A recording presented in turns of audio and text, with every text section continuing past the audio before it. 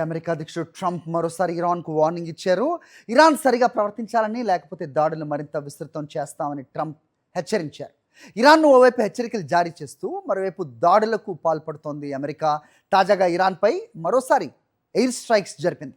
Hormuz జలసంధిలో నౌకాయన భద్రతకు ముప్పు కలిగించే ఇరాన్ సైనిక సామర్థ్యాలనే లక్ష్యంగా చేసుకున్నట్లు అమెరికా సెంట్రల్ కమాండ్ వెల్లడించింది.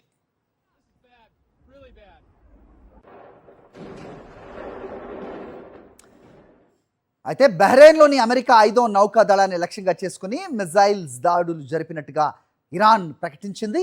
బహ్రెయిన్లో వైమానిక దాడుల హెచ్చరిక సైరన్లు మోగ్గా పౌర ప్రాంతాలపై వచ్చే దాడులను అడ్డుకున్నట్టుగా అధికారులు తెలిపారు. జార్దన్ సాయుధ దళాలు ఇరాన్ నుంచి ప్రయోగించిన 3 మిజైల్స్ కూల్చేసినట్టు వెల్లడించాయి. మరోవైపు ఇరాక్లోని ఎర్బిల్ సిటీపై దూసుకొచ్చిన 8 పేలుడు డ్రోన్స్ను అమెరికా నేతృత్వంలోని కూటమి బలగాలు కూల్చేశాయి. ఇలా అమెరికాతో యుద్ధం భీకరంగా కొనసాగుతున్న తరుణంలో ఇరాన్ అగ్రనాయకత్వం నుంచి ఒక సంచలన ప్రకటన. దేశవ్యాప్తంగా అమెరికా దళాలు జరుపుతున్న భారీ వైమానిక దాడుల తర్వాత ఇరాన్ పార్లమెంట్ స్పీకర్, ప్రధాన రాయబారి బ్రిగేడియర్ జనరల్ మహమ్మద్ బాఘేర్ గాలిబాఫ్ జాతిని ఉద్దేశించి ప్రసంగించారు. అమెరికాతో తాత్కాలిక శాంతి ఒప్పందం ముగిసిపోయినప్పటికీ దౌత్యపరమైన చర్చల తలుపులు పూర్తిగా మూసుకుపోలేదని ఆయన కీలక సంకేతాలు ఇచ్చారు. యుద్ధ క్షేత్రంలో పోరాటంతో పాటు జాతీయ ప్రయోజనాల కోసం చర్చలు కూడా ఒక వ్యూహాత్మక ఆయుధమేనని ఆయన స్పష్టం చేశారు. క్షిపణులు విధ్వంసం సృష్టిస్తోన్న వేళ ఇరాన్ అగ్రరాయబారి గాలిబాఫ్ చేసిన ప్రకటన అంతర్జాతీయంగా తీవ్ర చర్చనీయాంశమైంది.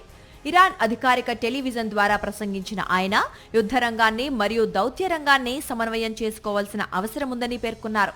యుద్ధానికి లేదా చర్చలకు ఇరాన్ భయపడదని, ఈ 2 దేశ ప్రయోజనాలను కాపాడే మార్గాలేనని ఆయన స్పష్టం చేశారు.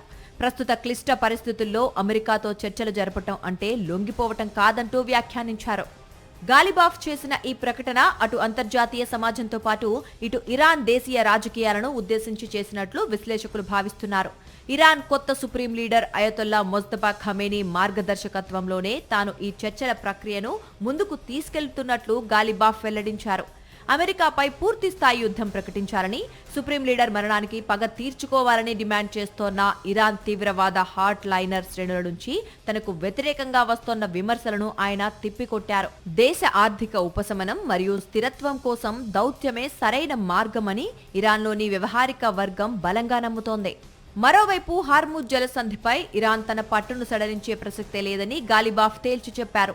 ఒమన్ తీరం గుండా నౌకలను నడిపిస్తూ అమెరికా గతంలో కుదిరిన 14 అంశాల శాంతి ఒప్పందాన్ని ఉల్లంఘించిందని ఆయన ఆరోపించారు. హార్ముజ్ జలసంధిని తమ ఆధీనంలో ఉంచుకోవటం ఇరాన్ జాతీయ భద్రతకు అత్యంత కీలకమని స్పష్టం చేశారు.